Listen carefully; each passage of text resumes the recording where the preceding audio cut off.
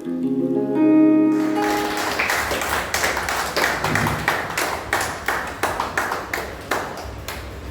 आप सब लोगों को बरकत दे और प्रभु यीशु मसीह के नाम से आप सब लोगों का स्वागत है और जोरदार तालियां परमेश्वर के लिए मारे।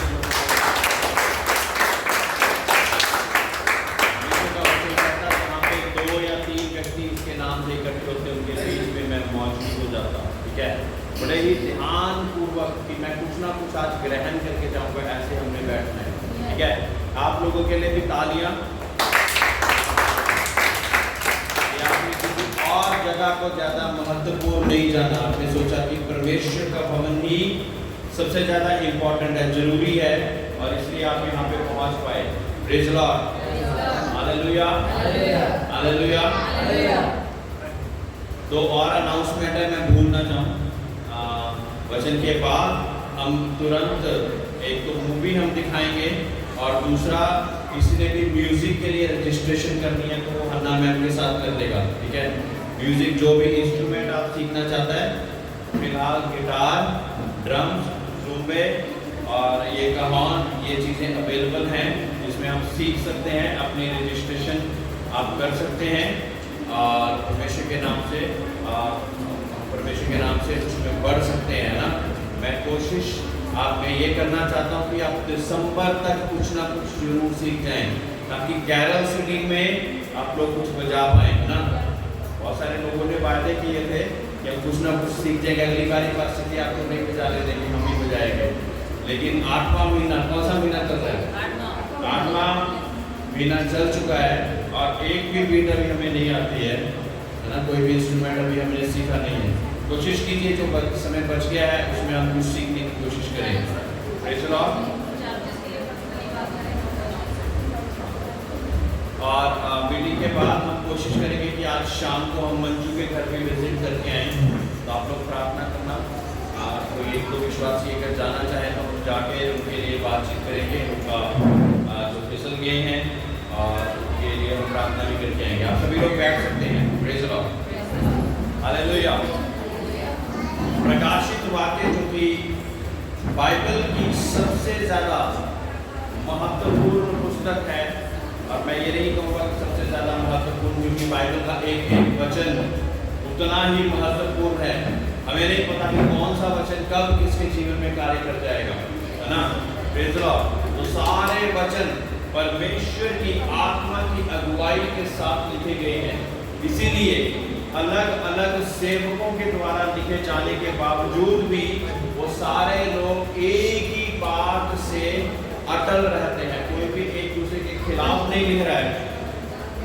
ये नहीं लिखा एक व्यक्ति बोल दे कि झूठ बोलना नहीं चाहिए, दूसरा कहे कि नहीं कोई बात नहीं, थोड़ा सा बोल दो तो कुछ नहीं होता। एक ही आत्मा के द्वारा चलाए जाते हैं, तो इस वजह से क्या होता है कि वो हर एक व्यक्ति उसी चीज पे फोकस करता रहता है। परमेश्वर का वचन कहता है कि किसी को आंख के लिए और किसी को कान के लिए, किसी को पैरों के लिए, किसी को हाथ के लिए, अलग अलग कार्यों के लिए परमेश्वर ने चुना है, लेकिन आत्मा एक है। आंख ये नहीं कह सकती कि मैं कान बनना चाहता, परमेश्वर ने तुमने कान क्यों नहीं बनाया, और कान ये नहीं कह सकता परमेश्वर तुम मुझे मुंह बना, मैं सुनना नहीं, मैं बोलना भी चाहता हूँ, है ना। ऐसे ही परमेश्वर ने हर एक जन को अपनी सेवकाई के लिए अलग अलग कार्यों के लिए चुना है। Praise Lord. कितने लोग आज के कलाम के लिए रेडी हैं, है ना। तो ध्यान से सुनेंगे ताकि हम परमेश्वर के नाम से उसके कलाम को सुनकर उसको समझकर ग्रहण भी करेंगे ना। परमेश्वर से अभी बुद्धि मांगे। क्या हो, बोलिए परमेश्वर मुझे स्मरण करने के लिए बुद्धि देना। बोलिए जी, मुझे स्मरण करने के लिए। कुछ लोग बोल नहीं रहे। मुझे स्मरण करने के लिए परमेश्वर बुद्धि देना ताकि मैं तेरे वचन को स्मरण कर सकूं।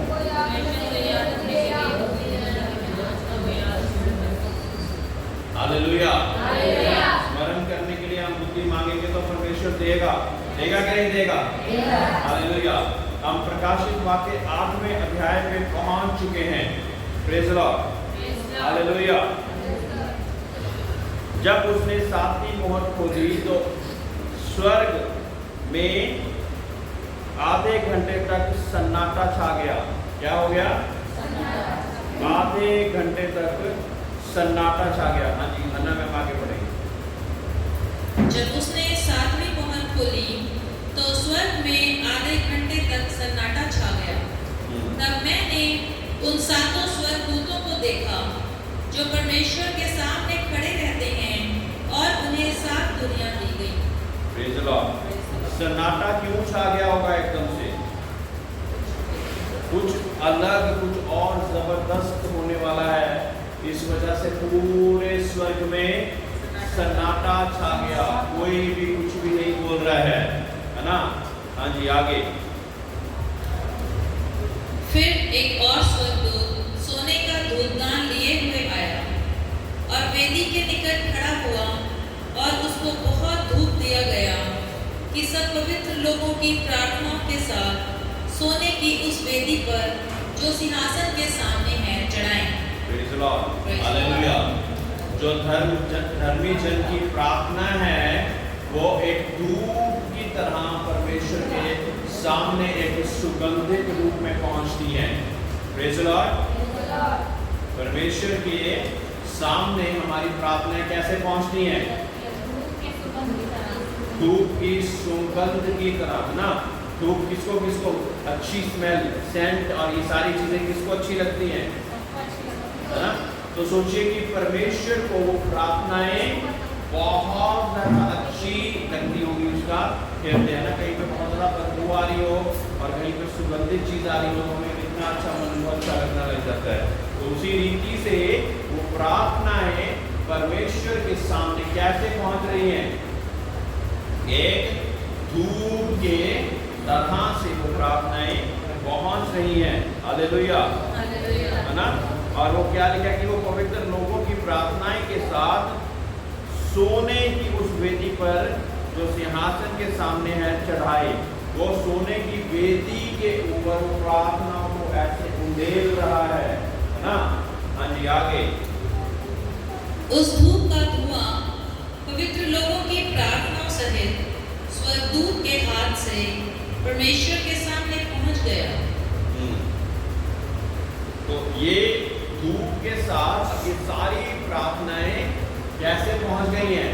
परमेश्वर के सामने पहुंच गई है। मेरे प्रियो, जब हम प्रार्थनाएं करते हैं तो एक बहुत ही ज्यादा जबरदस्त ढंग से हमारी प्रार्थनाएं परमेश्वर के सामने पहुंचती हैं।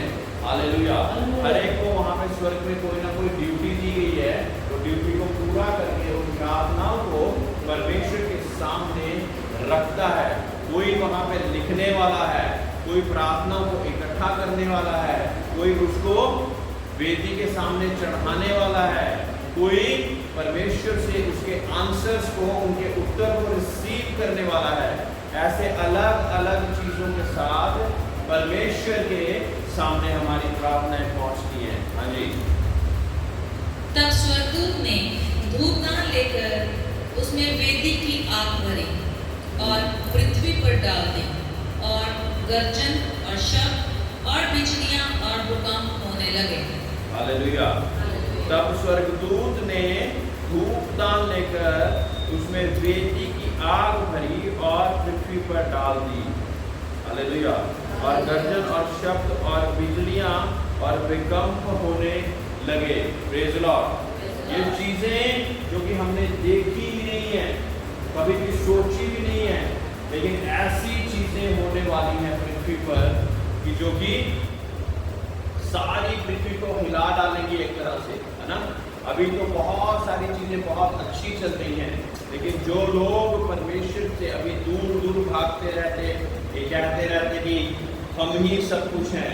मनुष्य अपने आप को ही सबसे बड़ा बनाना चाहता है और अपने आप को ही सबसे ऊपर उठाने की कोशिश में निरंतर लगा रहता। मुझे कुछ मत बोलिए क्योंकि मैं तो मैं हूँ, है ना? और मैं तो बहुत ही बड़ा व्यक्ति हूँ। इस हिसाब से अपने आप को चलाते रहते हैं और एक दिन आता कि मेरी मैं ही मुझे डुबो देती है, मेरी मैं ही मुझे डुबो देती है। इसलिए मैं करना छोड़कर हम परमेश्वर के सामने समर्पित होकर चलते रहें, कि जो समय आने वाला है परमेश्वर अभी भी चांस देता जा रहा है कि मेरा भाई बच जाए, मेरी बहन बच जाए, मेरे और लोग, मेरे सगे संबंधी बच जाए, मेरा दोस्त बच जाए, मेरे क्लास में पढ़ने वाले और बच्चे जिनके लिए परमेश्वर ने अपनी जान को दिया, वो लोग बचाए जाएं। इस वजह से परमेश्वर अपना आना डिले करता जा रहा है। परमेश्वर का वचन कहता है कि जब तक हर एक कान उसको सुनने देगा, तब तक परमेश्वर का दूसरा आगमन नहीं होगा। अभी भी बहुत सारी जगहें हैं जहाँ पे परमेश्वर का वचन, उसका मुक्ति का, उद्धार का वचन, सुसमाचार का वचन नहीं पहुँचा है। जब तक वहाँ पे भी नहीं पहुँच जाएगा, तब तक परमेश्वर का दूसरा आगमन नहीं होगा। हालेलुया। अब जहाँ पे पहले वाले स्वर्गदूत ने वो सारी प्रार्थनाओं को उंडेला था, अब वहाँ पे आग चल रही है और उस आग को उसने क्या लिया है? धूपदान लेकर उसमें वेदी की आग भरी और पृथ्वी पर डाल दी, है ना। वहाँ की आग को भरकर उसने पृथ्वी पर डाल दिया। जब पृथ्वी पर डाल दिया तो क्या हो रहा है? गर्जन और शब्द और बिजलियां और भूकंप होने लग गए।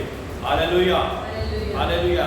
मतलब क्या है कि कई बार परमेश्वर के लोग बहुत ज्यादा परेशान दुनिया और उसकी रीतियों से, दुनिया और उसके लोगों से, लेकिन वो प्रार्थनाएं ऊपर पहुंचती जा रही है, पहुंचती जा रही है, पहुंचती जा रही है, इकट्ठी होती जा रही है। न्याय नहीं आ रहा है, लेकिन उस समय क्या आएगा?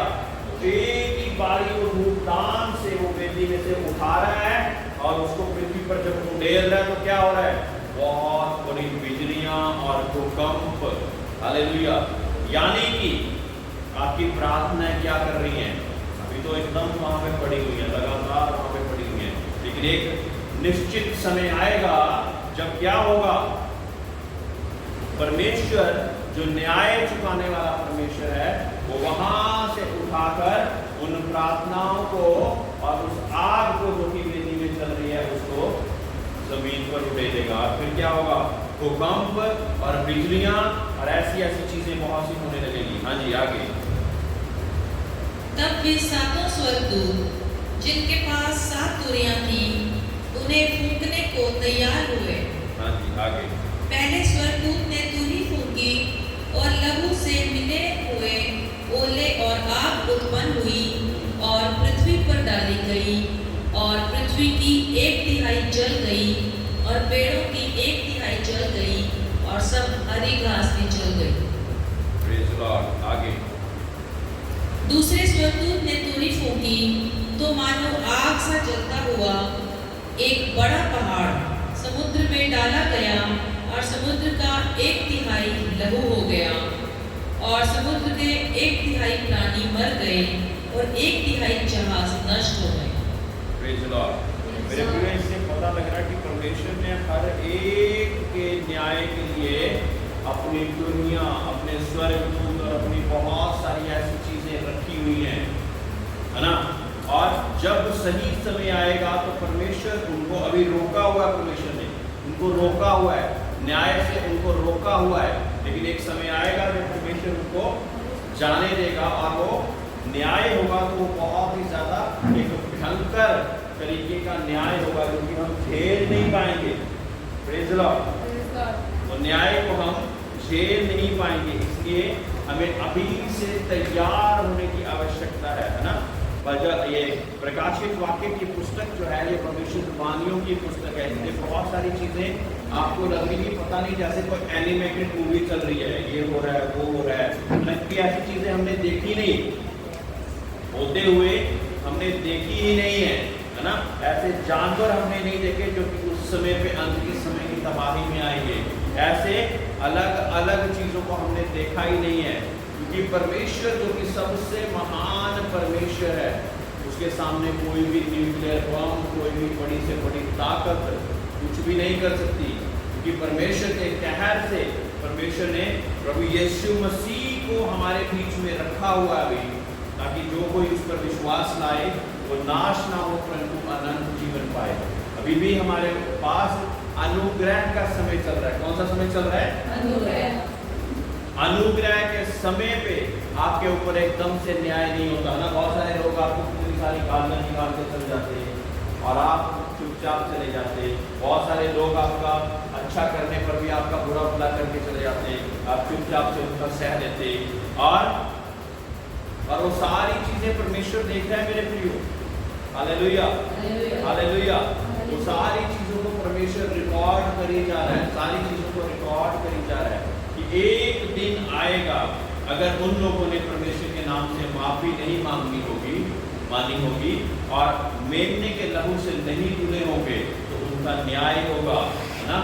और उनके न्याय से, परमेश्वर के न्याय से उन्हें कोई भी बचा नहीं सकेगा। दुनिया की कोई भी ताकत उसको नहीं बचा सकेगी। हाँ जी, आगे। तीसरे स्वर्गदूत ने तुरही फूंकी और एक बड़ा तारा जो मशाल के समान जलता था स्वर्ग से टूटा और नदियों की 1/3 पर और पानी के सोतों पर आ पड़ा।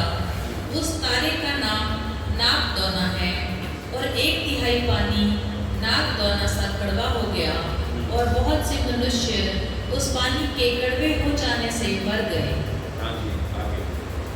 चौथे स्वर्गदूत ने तुरही फूंकी और सूर्य की 1/3 और चांद की 1/3 और तारों की 1/3 पर आपत्ति आई, यहाँ तक कि उनका 1/3 अंग अंधेरा हो गया और दिन की 1/3 में उजाला न रहा और वैसे ही रात में भी।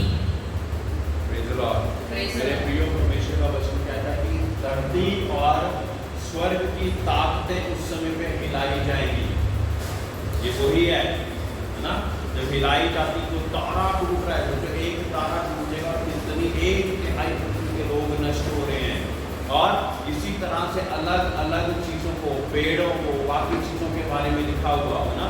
इस चीज को बड़े ध्यान से आप लोग पढ़ना है ना। इसमें बहुत सारी एक्सप्लेनेशन हम नहीं कर सकते हैं, लेकिन ये है कि उस चीज को हमने ध्यान से पढ़ना है कि अंत के समय में क्या कुछ होता ही जा रहा है, होता ही जा रहा है, लगातार होता जा रहा है ना। हाँ जी, आगे देखिए, जब मैंने फिर देखा तो आकाश के बीच में एक उकाब को उड़ते और ऊंचे शब्द से ये कहते सुना, उन 3 स्वर्गदूतों की तुरही के शब्दों के कारण जिनका फूंकना अभी बाकी है, पृथ्वी के रहने वालों पर हाय हाय हाय।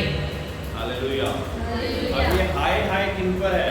जो कि मेमने के लहू से धुले नहीं, यानी कि जिन लोगों ने परमेश्वर के लहू से धुले नहीं। प्रभु के लहू से धुलने का मतलब क्या है? कि जो भी हमारे जीवन में ब्लड लाइन कर्सेस चल रहे, हमारे शाप चल रहे, हमारे पाप चल रहे, उसको हमने मेमने के लहू से धोया नहीं है। हालेलुया। पाप, शाप और ऐसी बहुत सारी चीजें जो कि लगातार हमारे जीवन में चलती जा रही है। मेरे प्रियो, लहू की माफी लहू के द्वारा ही हो सकती है, और वो लहू पाक, साफ और पवित्र होना चाहिए। Praise the Lord. और वो लहू किसका था? जो कि तमाम ग्रंथों में लिख दिया गया कि एक मेमना हलाक होगा जिसकी कोई हड्डी टूटी नहीं चाहिए, जिसके सिर पर कांटों का ताज रखना चाहिए, पैरों में और हाथों में कीले ठोकनी चाहिए। वो कार्य किसने करा? प्रभु यीशु मसीह ने अपना लहू बहाकर सारी मानव जाति के लिए कर दिया। केवल क्रिश्चियंस के लिए नहीं, केवल मुसलमानों के लिए नहीं, केवल हिंदुओं के लिए नहीं, सिखों के लिए नहीं, लेकिन सारी मानव जाति के लिए ना। क्योंकि सबसे ज्यादा जैसे बोले जाने वाली आयत में क्या लिखा हुआ? परमेश्वर ने जगत से ऐसा प्रेम करा। तो जगत जो है, जगत में कौन कौन आता है? सारे लोग आते हैं, गोरे, काले, हिंदू, सिख, मुसलमान, ईसाई, हर तरह के लोग आते हैं। सबको परमेश्वर इस समय पर खुला निमंत्रण दे रहा है, खुला निमंत्रण दे रहा है ना। इसलिए क्या होता है कि परमेश्वर के लोगों के जीवन में कोई बात परमेश्वर जब बदल देता है तो एकदम से किसी को भी गवाही देने के लिए वो रेडी होते हैं, ताकि जो ज्योति उसके अंदर जल रही है तो दूसरे के अंदर भी जलाने के लिए योग्य ठहरे। हालेलुया। वो चाहते ही न किसी को बता दें, क्योंकि अंदर एक ज्योति जल चुकी है, एक ज्योति जल चुकी है। कैंडल जब जलाते हैं तो दूसरे को जलाने के लिए उसी से ही उसको जलाना पड़ता है। Hallelujah, hallelujah, hallelujah. जब कैंडल दूसरे को जलाने लगती है तो क्या होता है, बीच में एक विक होती है, क्या होता है, वो धागा होता है, याद है, वो जलता जाता है, पता है आपको। तो दूसरे को जलाने के लिए कई बार हमारे को अपने आप को बहुत सी वजहों से जलाना पड़ जाता है ताकि दूसरे के जीवन में परमेश्वर का कार्य भी हो जाए। Praise Lord. हम क्यों परमेश्वर के राज्य के लिए लोगों को तैयार करने की कोशिश करते मेरे प्रियो? क्योंकि परमेश्वर यीशु मसीह ने भी ऐसा किया। वो दुष्ट के बंधनों से आजाद कर कर, हमारे प्यारे लोगों को आजाद कर कर और उनको स्वर्गराज में पहुंचाना चाहता है। लेकिन 2400 घंटे दुष्ट लगातार कोशिश क्या करता रह रहा, मोबाइल में, रील्स में और व्यभिचार में और डाह में और ऐसे अलग अलग पापों में इंसान को उलझाकर उनकी मृत्यु बिना मुक्ति पाए हो जाए, बिना परमेश्वर यीशु मसीह के लहू के धुले बिना उनकी मृत्यु हो जाए। हालेलुया, है ना। इसलिए बहुत से व्यक्तियों को शैतान सुसाइड करने के लिए उलझाता है कि इससे पहले कि ये परमेश्वर के वचन को सुने, ये अपनी डेथ कर ले और इसके कानों में परमेश्वर का वचन न जाए। जब मृत्यु हो जाएगी तब किसी का भी बचना मुश्किल है, कोई भी नहीं बच सकता उसके बाद। तब हम जितनी मर्जी प्रार्थनाएं करती रहे, उसकी आत्मा को शांति मिले, बहुत अच्छा व्यक्ति था, बहुत बुरा व्यक्ति था, लेकिन तब उसके बाद केवल क्या होगा, केवल न्याय होगा, उसके अलावा कुछ भी और नहीं होगा। Praise Lord. वो समय ऐसा होगा कि तब केवल और केवल न्याय होगा। इसलिए आज ही का दिन है, यही समय है जब हम परमेश्वर में मजबूती से बढ़ने की कोशिश कर रहे हैं। मेरे प्रिय, अब तो हमें ये समय बहुत ज़्यादा कठिन लगता कि सारे लोग झूठ फरेब मक्कारी करके इतने बड़े बड़े महल खड़े करते जा रहे, बहुत बड़ी बड़ी गाड़ियाँ बनाई जा रहे, लेकिन हमें सिद्धताई से चलना क्यों जरूरी है? क्योंकि आपके पास एक आशा है, और वो आशा क्या है? स्वर्गराज में अनंत काल के जीवन की आशा। Praise Lord. जिसके लिए प्रभु यीशु मसीह ने अपने लहू का एक एक कतरा बहा दिया, ताकि आपके बाप दादाओं के, आपके और आपके आने वाले सभी पापों की माफी मिल जाए। जो प्रायश्चित करता, अंगीकार करता और अपने पापों को मान लेता, परमेश्वर यीशु मसीह उनको माफ करने में धनी है। हालेलुया। और बाकी लोगों के लिए क्या है? बाकी लोगों के लिए वो क्या बोल रहा है? हाय हाय बोल रहा है ना। इन्होंने इतनी बड़ी चीज को नहीं स्वीकार किया। मेरे प्रियो, मुक्ति और उद्धार का जीवन ऐसा है कि आपके सामने एक थाली पड़ी हुई है, इसमें सारी अच्छी अच्छी भोजन वस्तुएं रखी हुई हैं, है ना। ये सारी अच्छी अच्छी भोजन वस्तुएं रखी हुई हैं, लेकिन इसको आपने खुद हाथ बढ़ाकर अपने मुंह में डालना है। ठीक है। यहाँ पे परमेश्वर ने ये सारा कार्य मुक्ति का, उद्धार का, सारी चीजों का, पापों का क्षमा करके आपके सामने रखा हुआ है, लेकिन स्वीकार किसने करना है? खुद अपने हाथ पांव को हिलाकर हमने उसको स्वीकार करना है, मुंह से अंगीकार करके अपने पापों की माफी मांगनी है और खुद उस कार्य को करना है। नहीं तो भरी हुई थाली का कोई भी फायदा नहीं होगा, सारी चीजें उपलब्ध होने का कोई भी फायदा नहीं होगा मेरे प्रियो, है ना। वो सारा कुछ पड़ा हुआ है, लेकिन सोचिए कि आप उस थाली को ना, बहुत अच्छा ना, जो वेजिटेरियन खाता है उसके लिए पनीर और ये सारी चीज़ें, अच्छी अच्छी चीज़ें पड़ी हुई हैं, बिरयानी पड़ी हुई है, सारा कुछ पड़ा हुआ है, लेकिन हम कह रहे हैं कि अपने आप हमारे मुंह में डल जाए, अपने आप हमारे मुंह में डल जाएगा।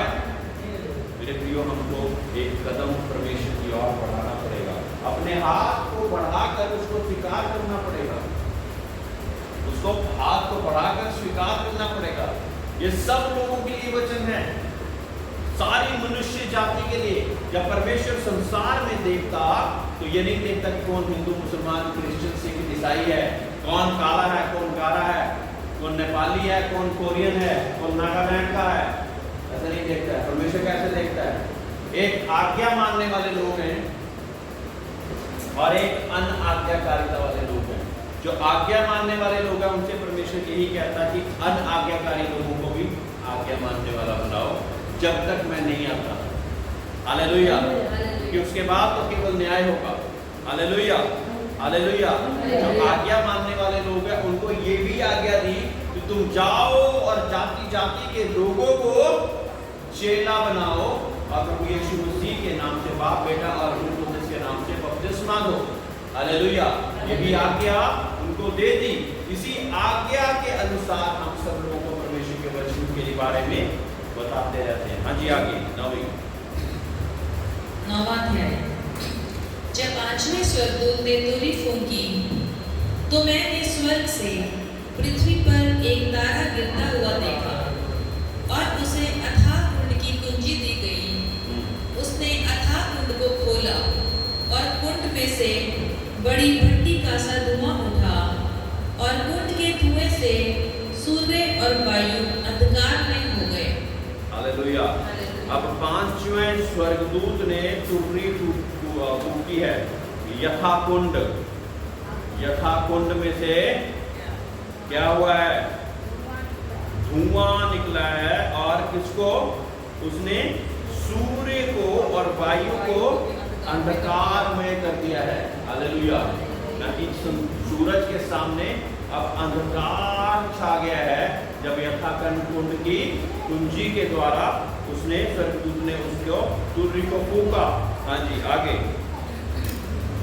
उस धुएं में से पृथ्वी पर टिड्डियां निकली और उन्हें पृथ्वी के बिच्छुओं की सी शक्ति दी गई।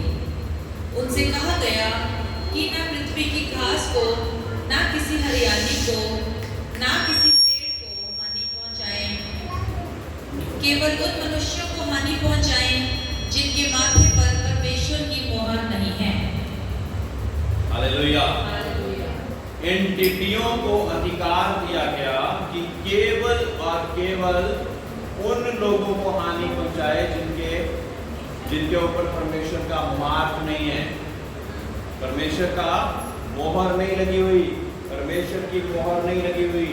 आज सोचने की आवश्यकता है कि हमारे सिर पर परमेश्वर की मोहर है या दुष्ट की मोहर है। बहुत सारे राज्यों में दुष्ट की मोहर शुरू हो चुकी है, जिसे मार्क ऑफ द बीस्ट बोला जाता है। क्या बोला जाता है? Mark of the beast. 666 number. और ये आपके हथेली पर और सिर पर इसकी छाप लगाई जा रही है। ये जो मार्क है ये परमेश्वर का मार्क नहीं है, ये दुष्ट का मार्क है। इसी के द्वारा अंत के समय में सब लोगों को राशन पानी, मॉल में एंट्री, हर एक चीज इसी के द्वारा होगी। दुनिया में चल रहा 1 नेशन 1 करेंसी के बारे में गूगल में सर्च करना घर जाके, और कौन से देश मार्क ऑफ द बीस्ट में शामिल हो चुके हैं वो भी आपको नजर आ जाएगा। इसलिए आप सचेत हो जाइए कि अंत का समय कितने पास पहुंच चुका है। एक समय आएगा पूरा वर्ल्ड एक 1 नेशन 1 करेंसी हो जाएगा। हालेलुया।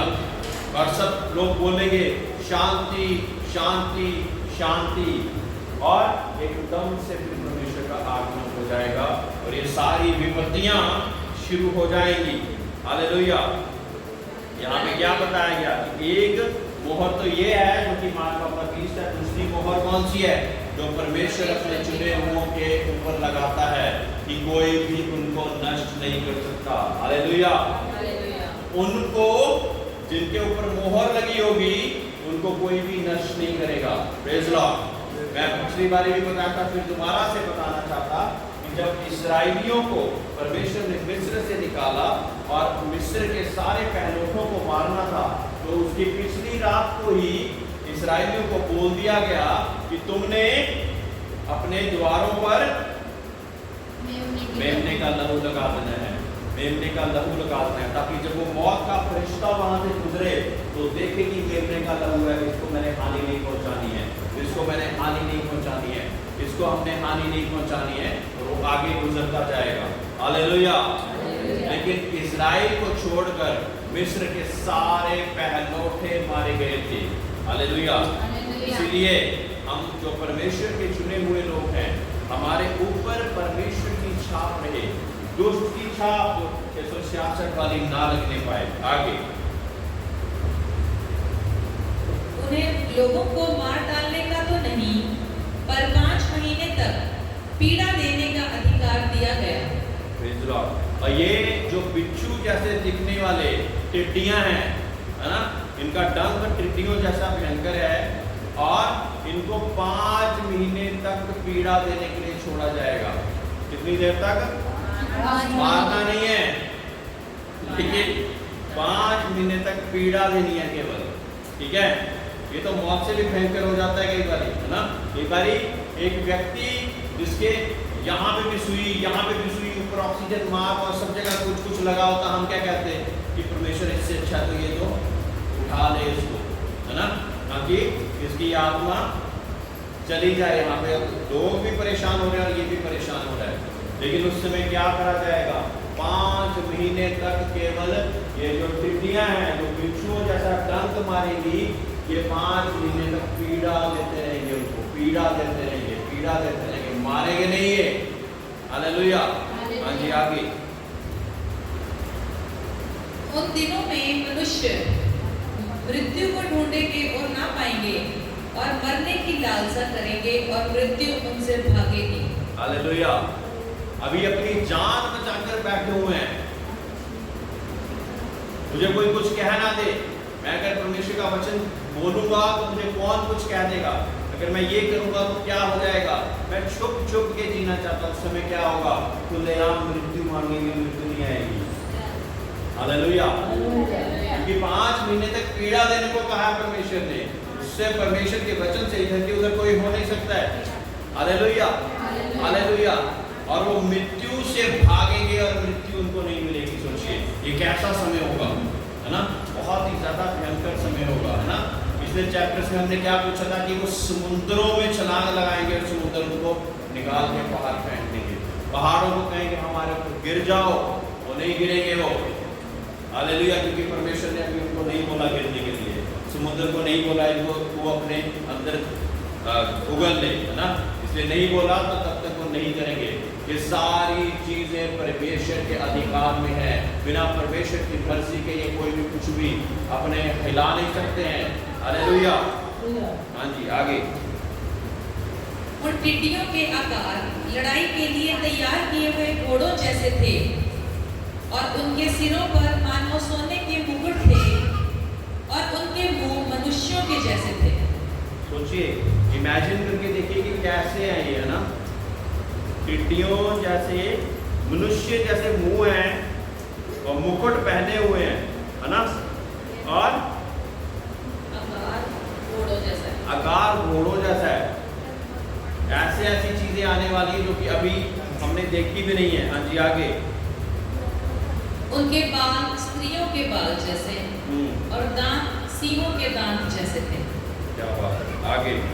वो लोहे की सी झिलम पहने थे, और उनके पंखों का शब्द ऐसा था जैसा रथों और बहुत से घोड़ों का जो लड़ाई में दौड़ते हैं।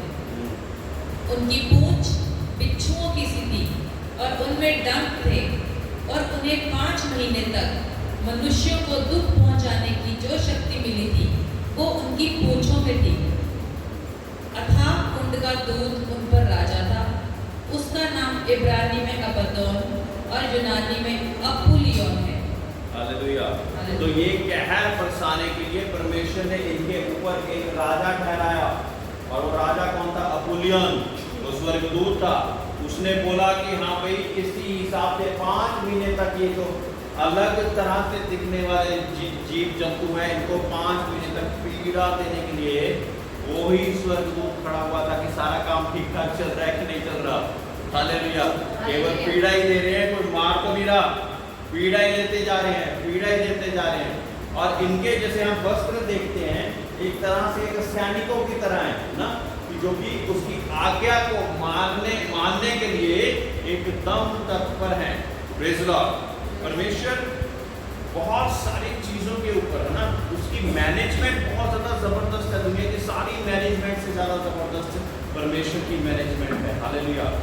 अब डायरेक्टली टिड्डियों को नहीं, परमेश्वर ने अपोलियन को बोला होगा, जा भी अपनी सेना लेके जा, ये काम कर, है ना, और वो अपनी सेना लेके गया और 5 महीने तक पीड़ा देने के लिए सारी चीज़ों को उसने ठहरा दिया। हालेलुया। हाँ जी, आगे। पहली विपत्ति बीत चुकी, देखो अब इसके बाद 2 विपत्तियां और आने वाली हैं। तो ये पहली विपत्ति थी, है ना, अब 2 विपत्तियां और आने वाली थी, और ये विपत्तियां आने वाली है मेरे प्रियो, इसका ध्यान रखें। बहुत सारी चीजें दुनिया में हो चुकी हैं, बहुत सारी होने वाली हैं, इसलिए ध्यान रखें कि कौन सी विपत्ति आ रही है। Praise the Lord. हाँ जी। जब छठवें स्वर्गदूत ने तुरही फूंकी, तो सोने की वेदी जो परमेश्वर के सामने है, उसके सींगों में से मैंने ऐसा शब्द सुना, मानो कोई छठवें स्वर्गदूत से, जिसके पास तुरही थी, कह रहा है, उन 4 स्वर्गदूतों को जो बड़ी नदी फुरात के पास बंधे हुए हैं, खोल दे। वो चारों दूत खोल दिए गए, जो उस घड़ी और दिन और महीने और वर्ष के लिए मनुष्यों की 1/3 के मार डालने को तैयार किए गए थे। उनकी फौज के सवारों की गिनती 20 करोड़ थी। मैंने उनकी गिनती सुनी। मेरे प्रियो, बागे अदन में एक फरात नदी थी। जब परमेश्वर ने सृष्टि की थी, वहाँ पे एक फरात नदी के बारे में बोला गया है। वहाँ पे कितने स्वर्गदूत बांधे हुए परमेश्वर ने? 4 स्वर्गदूत बांधे हुए। इसलिए क्योंकि मेरे प्रियो, ये स्वर्गदूत जो है ना, ये परमेश्वर के आदेशों के बिना काम होते हुए देख नहीं सकते हैं। ये इतने ज्यादा जबरदस्त परमेश्वर की वो रखने वाले हैं। जब भी परमेश्वर के खिलाफ कोई चीज होती है, ये उस चीज को नष्ट कर देते हैं, लेकिन इनको परमेश्वर ने एक निर्धारित समय तक बांध के रखा हुआ है। वहां पे बांध के रखा हुआ है कि जैसे ही बोल देंगे, ये अपना कहर बरसाना शुरू कर देंगे। सोचो कि हमारे और आपके लिए परमेश्वर ने इन सब विपत्तियों को बांध के रखा हुआ है कि तब तक कोई भी विपत्ति नहीं आई जब तक परमेश्वर का निर्धारित समय, वो महीना, वो दिन नहीं आ जाता। सोचिए कि पहले से परमेश्वर ने लिख के रखा हुआ है, इस दिन मैं ये 4 स्वर्गदूतों को खोल दूंगा। और ये 4 स्वर्गदूत केवल स्वर्गदूत नहीं है, इनके साथ सेना कितनी है? 20 करोड़। 20 करोड़ लोग जो हैं, और ये पूरी सेना के साथ क्या करने वाले हैं? हाँ, क्या करने वाले हैं? मारने, मनुष्य की 1/3 को मार डालने की तैयारी किए गए थे। 1/3 मनुष्य को मार डालने के लिए इनको बनाया गया था। और ये मनुष्य कौन से हैं? ये परमेश्वर के लोग नहीं है। 1/3 लोग संसार के सांसारिक, जो कि शारीरिक बातों के बीच में पढ़ के शारीरिक कार्य करते जा रहे हैं और बार बार बोलने पर भी सुधर नहीं रही हैं, ना। सोचे एक समय आएगा जब उन स्वर्गदूतों को खोल दिया जाएगा, और फिर वो जो करेंगे वो उनके लिए परमेश्वर ने उसकी आज्ञा है ना। 17वीं है, मुझे इस दर्शन में घोड़े और उनके ऐसे सवार दिखाई दिए, जिनकी छिन में आग और धूम्रकांत और गंधक की सी थी, और उन घोड़ों के सिर सिंहों के सिरों के समान थे, और उनके मुंह से आग, धुआं और गंधक निकलते थे। इन तीनों महामारियों अर्थात आग और धुएं और गंधक से जो उनके मुंह से निकलते थे, मनुष्यों की 1/3 मार डाली गई, क्योंकि उन घोड़ों की सामर्थ उनके मुंह और उनकी पूंछों में थी, इसलिए कि उनकी पूंछें सांपों जैसी थी, और उन पूंछों के सिर भी थे, और वो इन्हीं से पीड़ा पहुंचाते थे। Hallelujah, hallelujah. बहुत सारे कई बार हम ऐसी वीडियोस देखते हैं कि पुराने गॉड्स के बारे में या पुरानी ऐसी चीज़ों के बारे में, वहाँ पे ऐसी चीज़ें सोचो देखने को मिलती हैं कि ऐसे लोग हैं, ऐसे जानवर हैं, ऐसे वो हैं। और जब ये सारी चीज़ें सोचो हमारे सामने आएंगी, हम हैरान परेशान हो जाएंगे, है ना। तो ये सारी चीज़ें आपको डराने के लिए नहीं है, लेकिन सतर्क करने के लिए है कि आपके लिए एक थाली जो तैयार करी गई है प्रभु यीशु मसीह ने, मुक्ति की, उद्धार की, सुसमाचार की, उसको हम ग्रहण करके उनकी सब आशीषों में हम परमेश्वर के नाम से शामिल हो जाएं। हालेलुया। हाँ जी, आगे 20 बाकी मनुष्यों ने जो उन मरियों से ना मरे थे, अपने हाथों के कामों से मन न फिराया कि दुष्ट आत्माओं की और सोने और चांदी और पीतल और पत्थर और काठ की मूर्तियों की पूजा न करें, जो ना देख, ना सुन, ना चल सकती हैं, और जो खून और टोना और व्यभिचार और चोरी उन्होंने की थी, उनसे मन न फिराया। हालेलुया। अभी भी ये सारी महामारियां देखकर भी कुछ लोग अभी भी उनके हृदय नहीं बदल रहे हैं। वो अभी भी उन चीज़ों के ऊपर, मूर्तियों के ऊपर, और जो पीतल की जो अलग अलग चीज़ों की बनाई गई हैं, यहाँ पे जैसे लिखा हुआ, जो पत्थर की हैं और पीतल की हैं, ऐसे अलग अलग चीज़ों की, और जादू टोना और ये सारी चीज़ों से मन नहीं फिराया। हालेलुया। उन पर परमेश्वर की हाय एक समय पर लगने वाली है। मेरे प्रियो, आप लोगों को सतर्क करने के लिए ये प्रकाशित वाक्य की पुस्तक है, जो कि जिसके पढ़े जाने को और सुने जाने को परमेश्वर कहता है कि आप लोग धन्य हैं क्योंकि इसको पढ़ते और सुनते हो। हालेलुया। सभी लोग खड़े हो जाएंगे, हम परमेश्वर की प्रार्थना की ओर।